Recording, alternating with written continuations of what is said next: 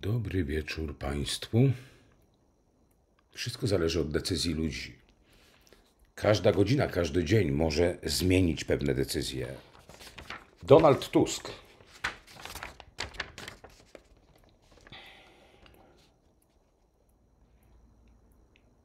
Kojarzy mi się słowo królewiec. Tylko dziwna rzecz. To w Królewcu coś wybuchło. Królewiec to jest część rosyjska, jedyna część, która graniczy niewielkim areałem ziemi z Polską. Kojarzy mi się, że w Królewcu coś wybuchło. Albo na Królewiec spadnie.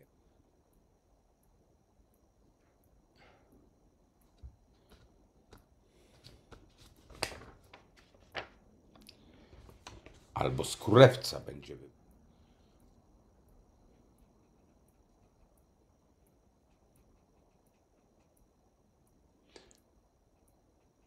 Rosja użyje poważnej broni wtedy, ale nie będzie celowała tą bronią w Polskę, a w Ukrainę. Putin.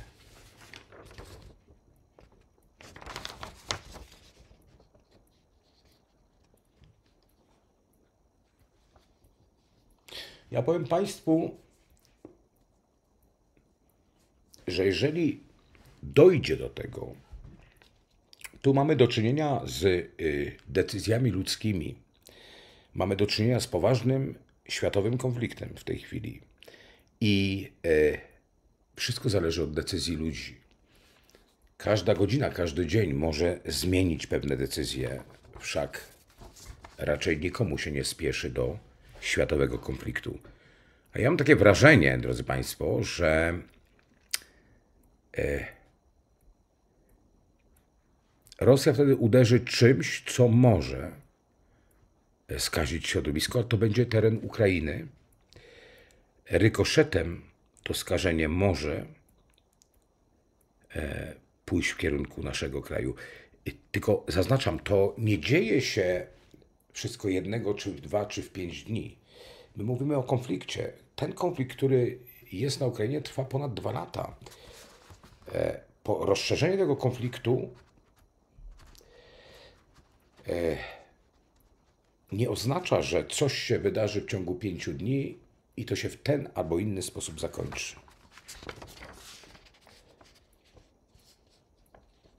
Putin.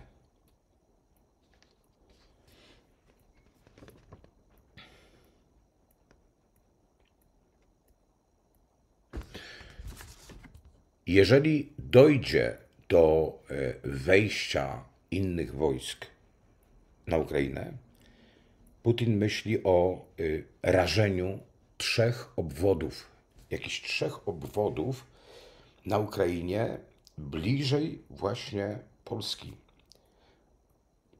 Ale ja mam poczucie, że on nie myśli o Polsce, żeby tu coś zrobić. Przynajmniej w początkowej fazie.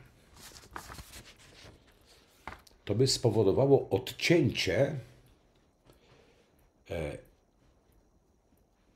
odcięcie możliwości wejścia, wchodzenia wojsk obcych na Ukrainę. No, gdyby zrzucił, nie wiem, tam jakieś ładunki, które są promieniotwórcze, jasna sprawa jest, że udaremniłby innym siłom z zewnątrz wejście tam.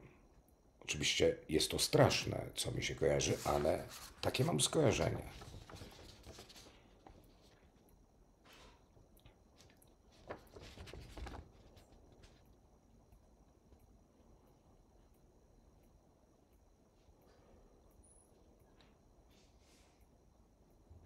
Tylko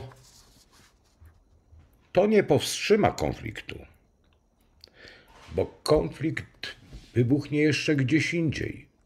Najprawdopodobniej Bliski Wschód, ale jeszcze może być trzecie miejsce. Drodzy Państwo, obawiam się, że jesteśmy krótko przed rzeczywiście otwarciem się frontów III światowej.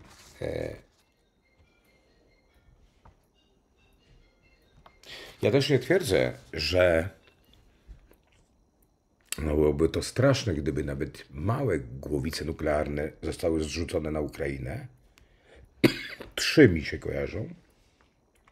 3 obwody. Rosja będzie uważała to za taki straszak i bardzo poważny straszak i będzie straszyła wtedy użyciem poważnej broni, dużej broni na Europę.